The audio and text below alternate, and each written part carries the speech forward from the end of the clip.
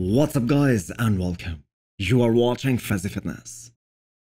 Starting this video with a little comparison between a young bodybuilder who believes he is about to enter his prime time versus a relatively older bodybuilder who will most probably retire after like 1 year or maximum 2 years. It is great to see William Bonac not slowing down, and I'm sure his fans will wanna see him do one last show before he says goodbye to the competitive side of bodybuilding. The way Bonac made himself relevant after he almost beat Brendan Carey in 2022 Arnold Classic, I do not see that happening again. He is up against some real freaks of nature who not only are genetically superior but are youthful as well. The former Mr. Olympia Brendan Carey is in the same age bracket as William Bonac, but he has all the intentions of doing the best prep of his career and potentially fight for that Mr. Olympia title this year. Because let's be realistic, every year it is gonna get harder and harder for Brendan to stay in those top placings. Now, can Brendan win the title at this stage of his career? Because that is all that matters to him. In my opinion, that is highly unlikely, because his legs are not gonna get separated all of a sudden. If he chases conditioning way too much, he will most likely lose the volume on his legs, which will not benefit him in any way, shape or form. I still think that the best of Brendan Carey, which was the Arnold Classic 2019 version, which by the way he never duplicated again on stage, that could have been really competitive at last year's Mr. Olympia. Now let's talk about Hunter Labrada. He looks crazy good at 14 weeks out. His issue isn't the lack of size.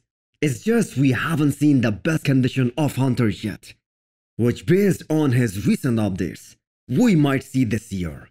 Anyone wondering why there is a lack of separation in his legs is because this was taken after a killer leg session. Hopefully the next version of Hunter will be his best ever.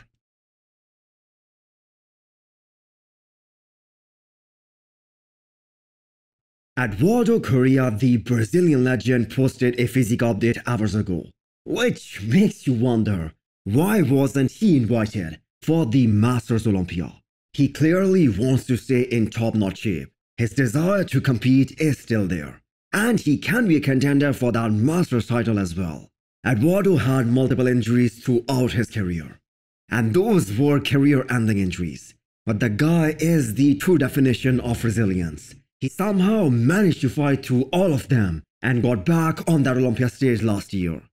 He did not place, which is understandable. His legs and his V-taper wasn't what it used to be back in his prime, but I think he could have been a great addition in the 212 class at the Masters Olympia.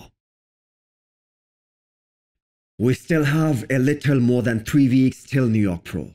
That is plenty of time for Tonio Burton to get harder in the hamstrings and glutes, because that is the only area that can be seen not ready. Looks like Tonio is gonna come into his own this year.